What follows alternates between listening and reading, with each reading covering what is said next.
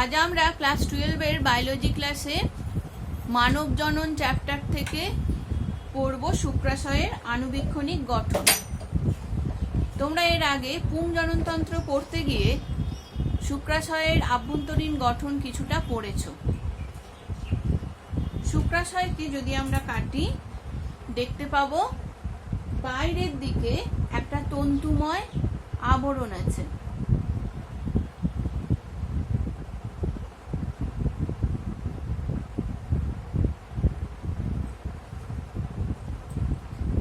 এটা যদি একটা শুক্রাশয় হয়, এর বাইরের এই যে আবরণটা, এটা হচ্ছে তন্তুময় আবরণ, যার নাম টিউনিকা অ্যালবুজিনিয়া।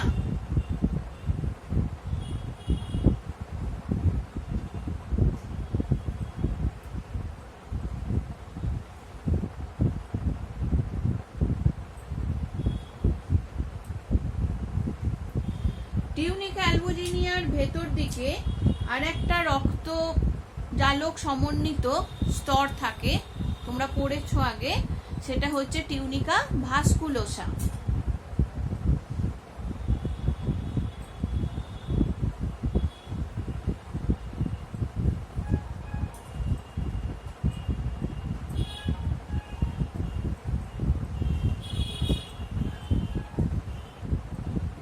এই ভিতরের যে লাল স্তরটা আঁকলাম, এটা টিউনিকা ভাস্কুলোসা।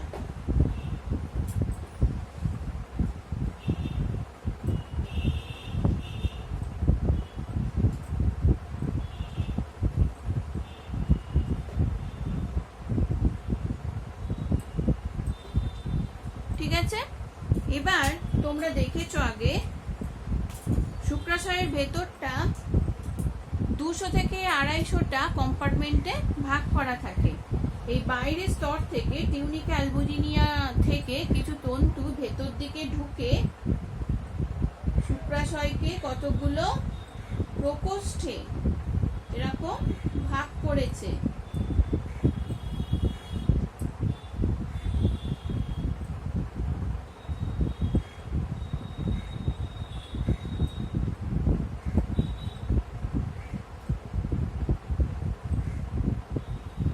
এগুলোকে বলা হয় টেস্টিকিউলার লোবিউল।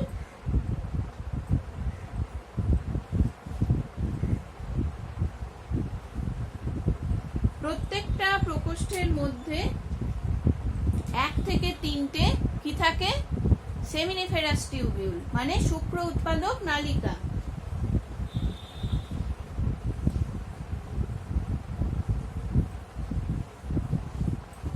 এরকম শুক্র উৎপাদক নালিকা থাকবে 1 থেকে 3টে, যার নাম সেমিনিফেরাস টিউবিউল।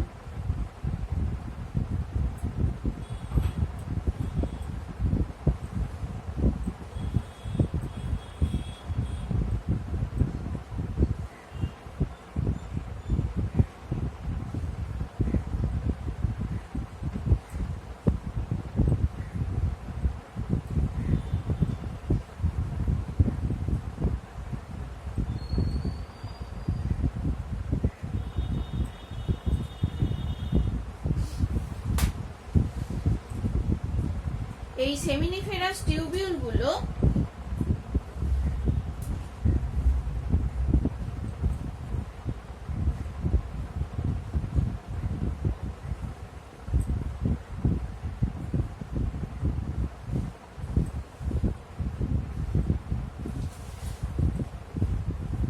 থেকে 80 সেন্টিমিটার মতো লম্বা হয় এবং খুবই কুণ্ডলীকৃত অবস্থায় প্রকোষ্ঠের মধ্যে অবস্থান করে। এরপর তো তোমরা আগে দেখেছো প্রত্যেক এই সেমিনিফেরাস টিউবিউল গুলো পরস্পর জুড়ে সোজা নালিকা তৈরি করছে। তারপর এই জায়গাটায় একটা রেটিকিউলাম তৈরি হয়েছে, যেটাকে রেটিটেস্টিস আমরা নাম দিয়েছিলাম। তো এখান থেকে রেটিটেস্টিস থেকে বেরিয়েছিল ভাষা ইফারেন্সিয়া, কয়েকটা 10-12টা ভাষা ইফারেন্সিয়া বেরিয়েছিল। একদম শুক্রাশয়ের প্রাচীর ভেদ করে বাইরে বেরিয়ে এসেছিল। তারপর শুরু হয়েছিল আমাদের এপিডিডাইমিস। ঠিক আছে, এখন এই যে সেমিনিফেরাস নালিকা, তাদের যে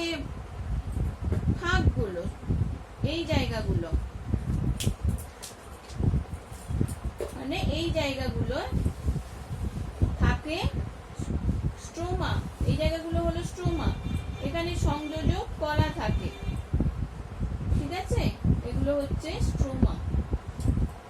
এখন সেমিনিফেরাস টিউবিউলের যদি আমরা প্রস্থচ্ছেদ নিই এবং তার ভেতরের যদি মাইক্রোস্কোপিক স্ট্রাকচার দেখি তাহলে কি রকম দেখতে পাবো।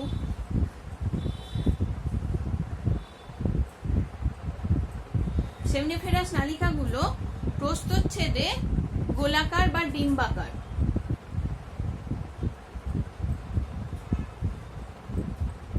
গোলাকার বা এরকম ডিম্বাকার নানা আকৃতি হয়ে থাকে।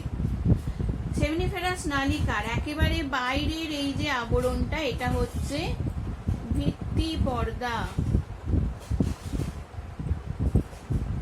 ভিত্তি পর্দার ওপর ভেতর দিকে, সেমিনিফেরাস টিউবিউলের ভেতর দিকে ভিত্তি পর্দার ওপর কিছু কোষ সাজানো থাকে। ভিত্তি পর্দার ওপরেই যে কোষ স্তরটা থাকে তাকে বলা হয় জার্মিনাল এপিথেলিয়াম।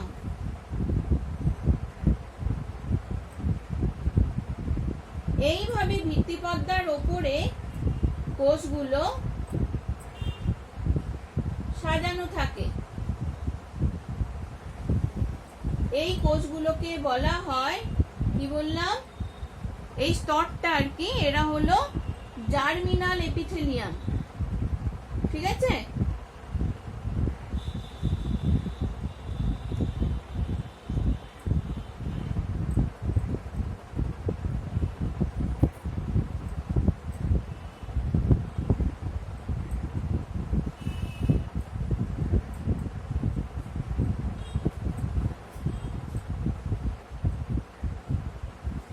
জার্মিনাল এপিথেলিয়ামে ভালো করে দেখো, দু ধরনের কোষ দেখতে পাচ্ছি।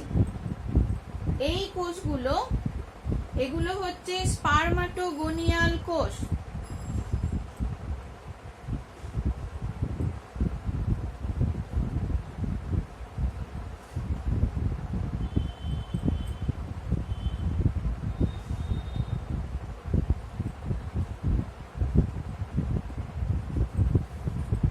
বা জার্ম সেল, জার্ম কোষ, এখান থেকেই শুক্রাণু উৎপন্ন হবে।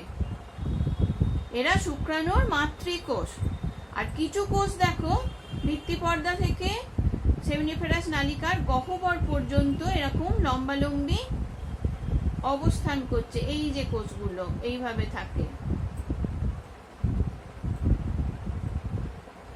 এই কোষগুলোকে বলা হয় সার্টোলি কোষ। তাহলে জার্মিনাল এপিথেলিয়ামে আমরা দু ধরনের কোষ দেখতে পেলাম, এক স্পারমাটোগোনিয়াল সেল বা জার্ম সেল, আর একটা হচ্ছে সার্টোলি কোষ। এখন এই স্পারমাটোগোনিয়াল কোষ স্পারমাটোজেনেসিস পদ্ধতিতে স্পার্ম তৈরি করে। ঠিক আছে? এরকম স্পার্ম তৈরি করবে। আর এই জায়গাগুলোয় স্পার্ম তৈরির মানে স্পারমাটোজেনেসিসের বিভিন্ন দশার কোষ থাকে। স্তরে স্তরে এখানে যে কোষগুলো আছে তা হচ্ছে স্পারমাটোজেনেসিস প্রক্রিয়ায় বিভিন্ন ধাপে উৎপন্ন কোষগুলো এখানে সাজানো থাকে। এইভাবে সেমিনিফেরাস টিউবিউলের ভিত্তি পর্দার উপর বিভিন্ন কোষ সাজানো থাকে। আর মাঝখানের এই যে গহ্বরটা, এটা হচ্ছে লুমেন। একটু বড় করে দেখে নিই কিরকম, এই জায়গাটাকে একটু বড় করে দেখি। মনে করো এটা ভিত্তি পর্দা।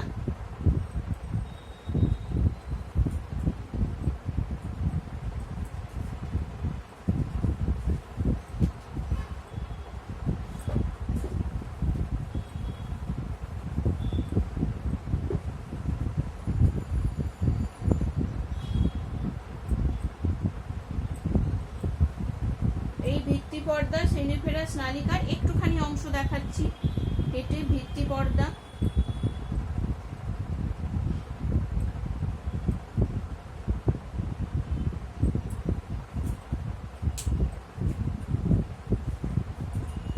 পর্দার ওপর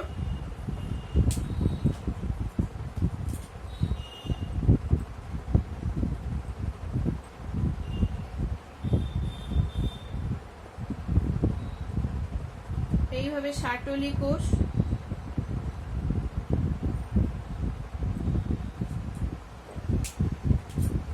এটা হচ্ছে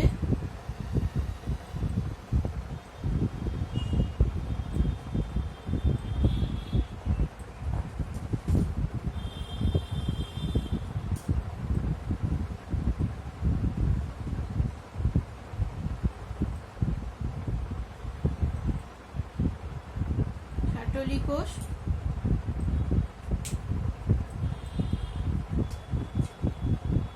ভিত্তিপর্দার ওপরেই এখানে আছে জার্ম সেল, ঠিক আছে? এই হচ্ছে জার্ম সেল, স্পার্মাটোগোনিয়াল সেল।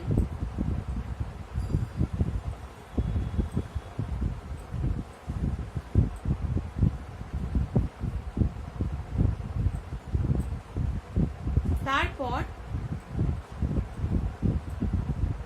যে কোষস্তরটা থাকে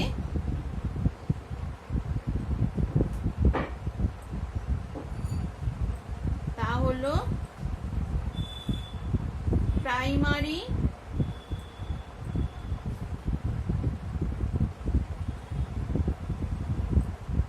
স্পারম্যাটোসাইট,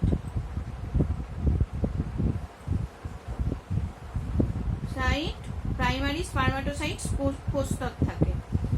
এরপর থাকে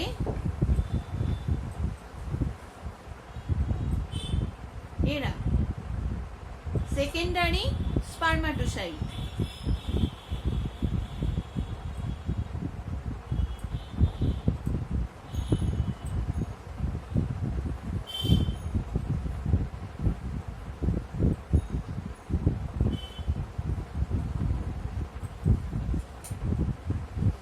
এরপর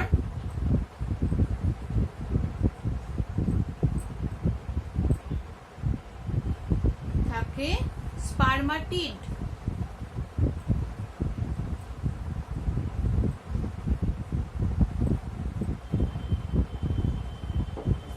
লাস্ট এরকম স্পার্ম তৈরি হয়, এটা হলো স্পার্ম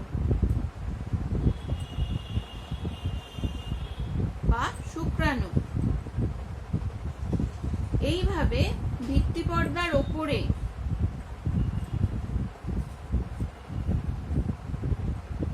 জার্মিনাল এপিথেলিয়ামের পর 5 স্তর কোষ পরপর সাজানো থাকে। 1, 2, 3, 4 আর এই 5 নম্বর স্পার্ম পরপর তৈরি হওয়ার পদ্ধতি অনুযায়ী ধাপে ধাপে সাজানো থাকে। আর জার্মিনাল এপিথেলিয়ামে আমরা আর কি কোষ পাই? না, এই যে শাটলি কোষ।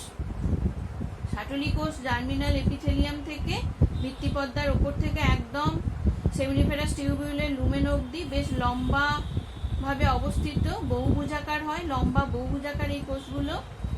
সুস্পষ্ট সাইটোপ্লাজম, ভেতরে মাইটোকন্ড্রিয়া, অসংখ্য মাইটোকন্ড্রিয়া থাকে, সঞ্চিত খাদ্যবস্তু যেমন গ্লাইকোজেন, লিপিড দানা ইত্যাদি থাকে, স্মুথ এন্ডোপ্লাজমিক রেটিকিউলাম থাকে। এই শাটলি কোষগুলো মধ্যে যে শুক্রাণু উৎপন্ন হলো এখানে স্পার্মাটোগোনিয়াম থেকে, এই শুক্রাণুগুলো হচ্ছে অপরিণত। এই অপরিণত শুক্রাণুগুলো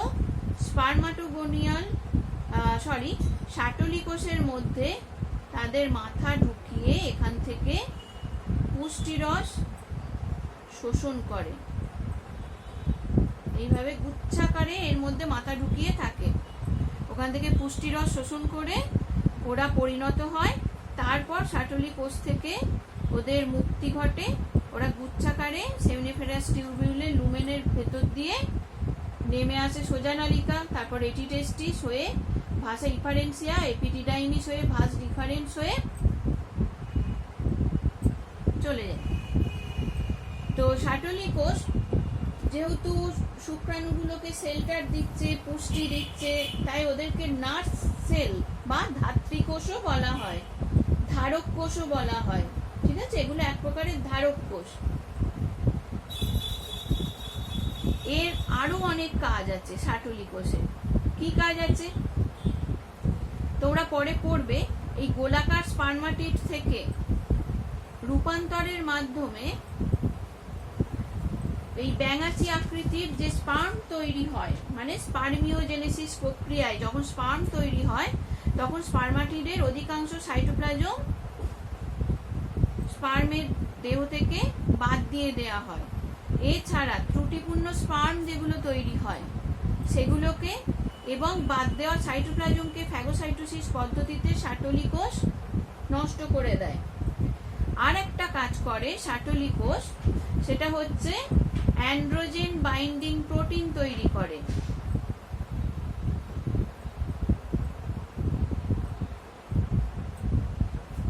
অ্যান্ড্রোজেন বাইন্ডিং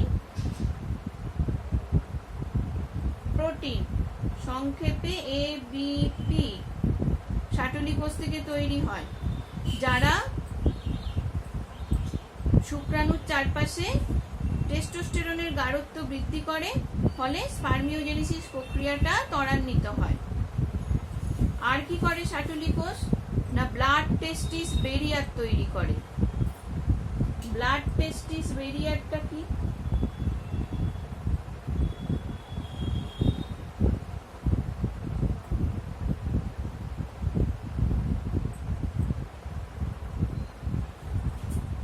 পাশাপাশি অবস্থিত শাটলি কোষগুলো, ধরো এখানেও আর একটা শাটলি কোষ আছে, পরপর পরপর তো থাকে, পাশাপাশি অবস্থিত শাটলি কোষগুলো এইভাবে ওদের মধ্যে একটা টাইট জাংশন তৈরি হয়। এদিকেও শাটলি কোষের সাথে এইভাবে একটা টাইট জাংশন এই তৈরি হয়ে গেল। এর ফলে শুক্রাণুগুলো আর এদিকে ভিত্তিপদ্মার এদিকে যে ব্লাড ভেসেল আছে, ব্লাড আছে, সেখানে গিয়ে মিশতে পাবে না, মানে রক্তে মেশার থেকে এদের বাধা দেয় এই ব্লাড টেস্টিস ব্যারিয়ার। কি হবে যদি রক্তে মেশে না? শুক্রাণু উৎপাদন প্রক্রিয়া পুরুষের দেহে শুরু হয় বয়স সন্ধিকালে 13 থেকে 14 বছর বয়সে। অত পরে শুরু হওয়ার জন্য আমাদের বডি শুক্রাণুগুলোকে নিজের কোষ বলে চিনতে পারে না।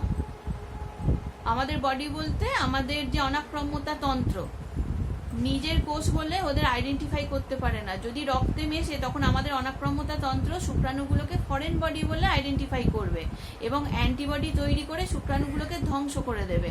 তাই শুক্রাণু যাতে রক্তে মিশতে না পারে সেই জন্য শাটলি কোষ এই ব্লাড টেস্টিস ব্যারিয়ার তৈরি করে, যার জন্য অনাক্রম্যতা তন্ত্রের হাত থেকে শুক্রাণুগুলো রক্ষা পায়।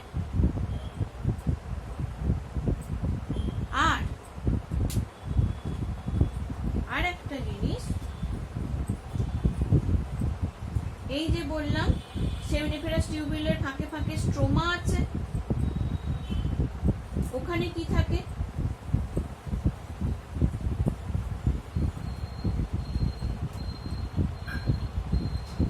সেমিনিফেরাস টিউবিউল এগুলো,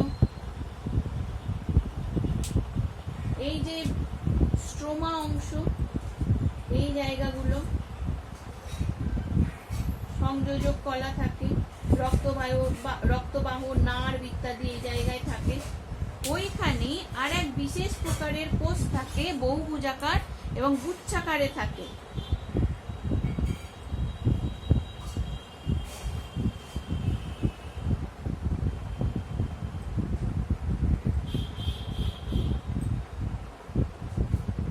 এই কোষটাকে বলা হয়, বিজ্ঞানী লেডি প্রথম ওই কোষটা আবিষ্কার করেন, তাই ওনার নাম অনুসারে এই কোষটাকে বলা হয় লেডিগের আন্তঃকোষ বা লেডিক সেল।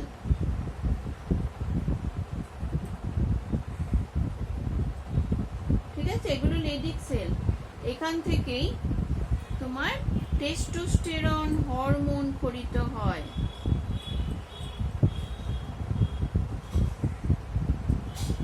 টেস্টোস্টেরন হরমোন এখান থেকে খরিত হচ্ছে।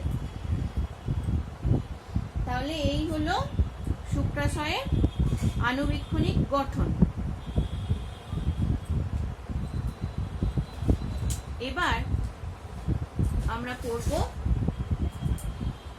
এই যে স্পারমাটোগোনিয়াল কোষ, জার্ম সেল যেগুলো, ওখান থেকে কিভাবে একটা শুক্রাণু উৎপন্ন হচ্ছে সেই প্রসেসটা করব, অর্থাৎ স্পারমেটোজেনেসিস, এই প্রক্রিয়াটা এবার করব।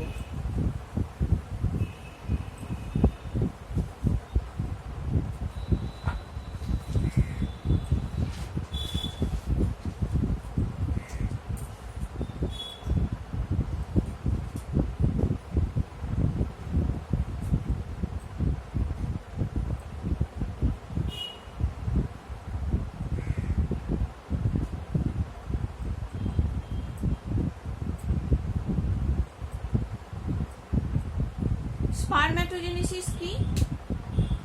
যে পদ্ধতিতে শুক্রাশয়ের সেমিনিফেরাস নালিকার ভেতর স্পারমাটোগোনিয়াল সেল থেকে, অর্থাৎ আদি শুক্রাণু মাতৃকোষ থেকে বা জার্ম সেল থেকে হ্যাপ্লয়েড, জার্ম সেল হচ্ছে ডিপ্লয়েড, তো সেখান থেকে হ্যাপ্লয়েড শুক্রাণু উৎপন্ন হওয়ার পদ্ধতি, তাকেই বলছে স্পারমাটোজেনেসিস। এই স্পারমাটোজেনেসিস প্রক্রিয়াটা সেমিনিফেরাস টিউবিউলের ভেতরে সম্পন্ন হয়। আর পুরুষের দেহে যখন বয়স সন্ধিকাল আসে, মানে 13-14 বছর বয়স, তখন থেকে এই প্রক্রিয়াটা শুরু হয় এবং আমৃত্যু চলতে থাকে। তবে 60-70 বছরের পর, 60 বছরের পর এই প্রক্রিয়াটা একটু মন্থর হয়ে যায়।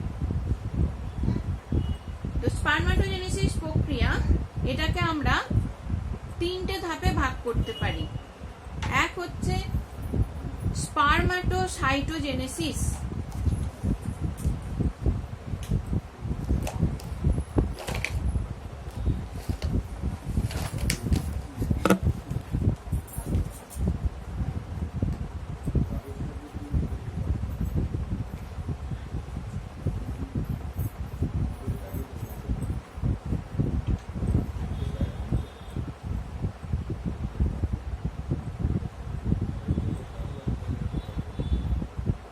স্পারমাটোসাইটোজেনেসিস এই ধাপে যেটা হয়,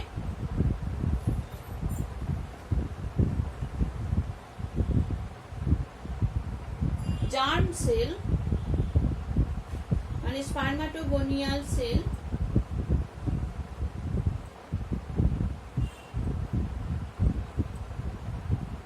মাইটোসিস প্রক্রিয়ায় বারবার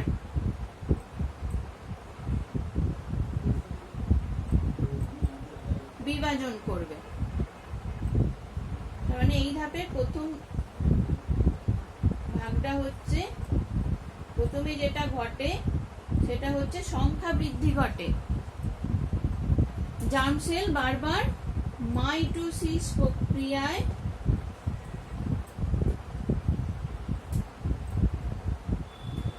বিভাজন করে সংখ্যা বৃদ্ধি করবে।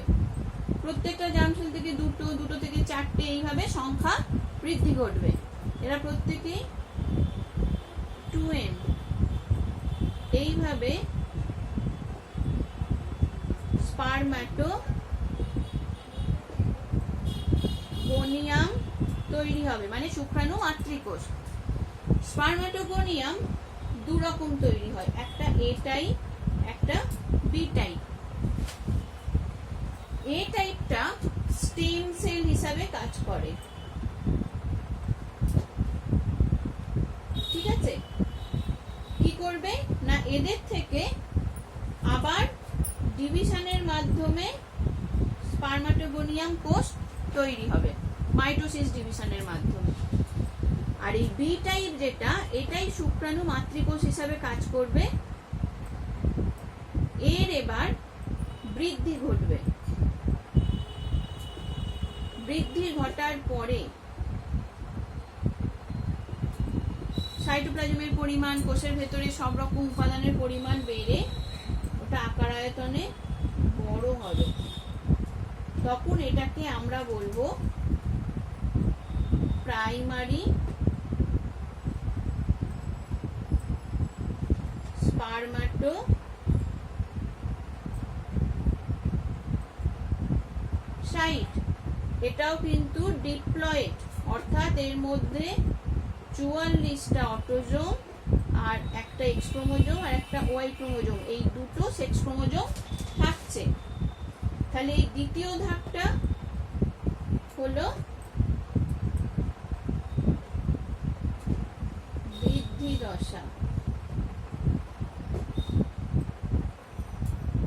ঠিক আছে, এরপর স্পারমাটোজেনেসিসে দ্বিতীয় দশা, সেটা হচ্ছে মিওটিক দশা।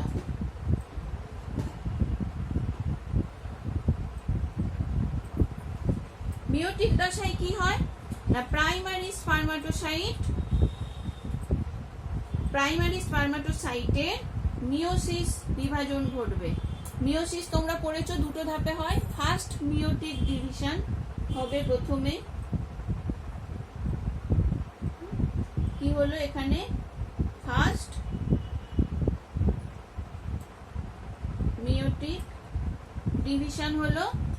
এর ফলে দুটো হ্যাপ্লয়েড, ডিপ্লয়েড থেকে হ্যাপ্লয়েড কোষ উৎপন্ন হলো। এদেরকে বলা হয় সেকেন্ডারি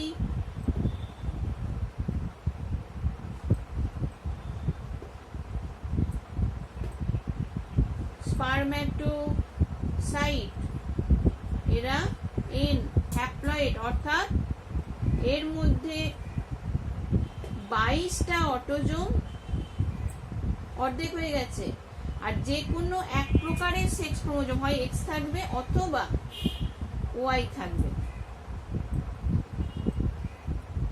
এরপর প্রত্যেকটা সেকেন্ডারি স্পারমাটোসাইটের সেকেন্ড মিওটিক ডিভিশন হবে, সেকেন্ড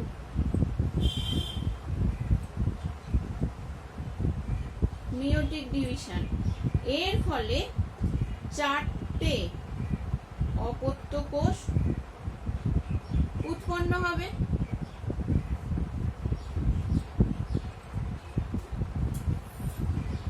এরা প্রত্যেকেই হ্যাপ্লয়েড।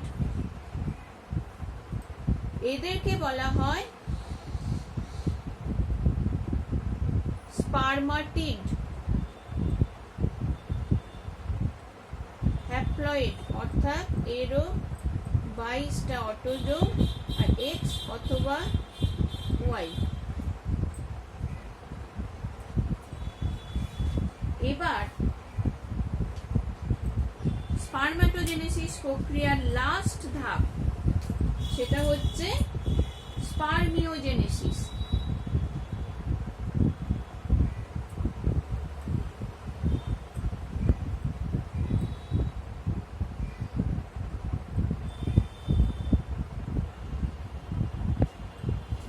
স্পারমিওজেনেসিস বা স্পারমাটেলিওসিসও বলা হয়।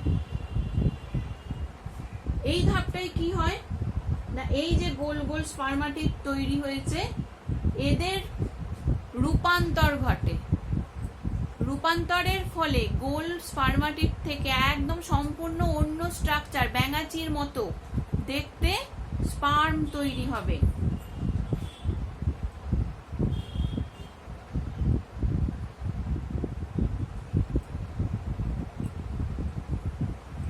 এইরকম ব্যাঙাচির মতো দেখতে স্পার্ম তৈরি হবে। এই ধাপটাই এটাই হচ্ছে স্পারমিওজেনেসিস। এরা হলো স্পার্ম বা শুক্রাণু। যদিও এরা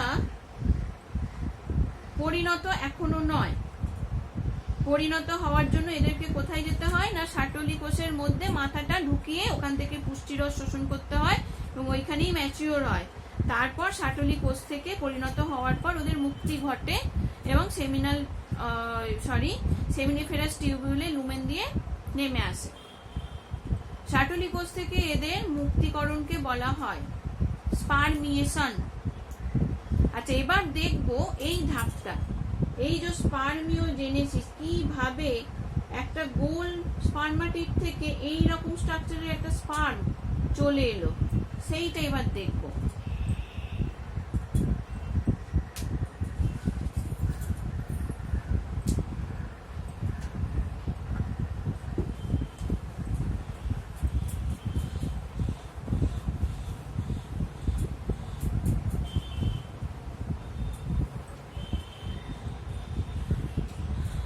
তাহলে এখন আমরা যেটা পড়ছি,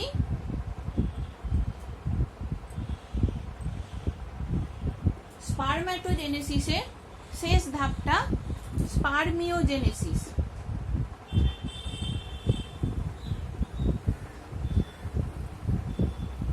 অর্থাৎ স্পার্মাটিড থেকে স্পার্মে রূপান্তর। কি হয় প্রথমে ছোট্ট করে একটু বলবো। স্পার্মাটিড, মনে করো এটা স্পার্মাটিড, এই তার নিউক্লিয়াস, ঠিক আছে, হ্যাপ্লয়েড নিউক্লিয়াস। কোষের মধ্যে মাইটোকন্ড্রিয়া আছে, গলগি বডি আছে, সব আছে। তো প্রথমে যেটা হয়,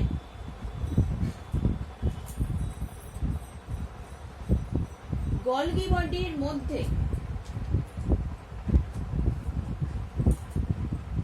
প্রো অ্যাক্রোজোমাল দানা তৈরি হয়।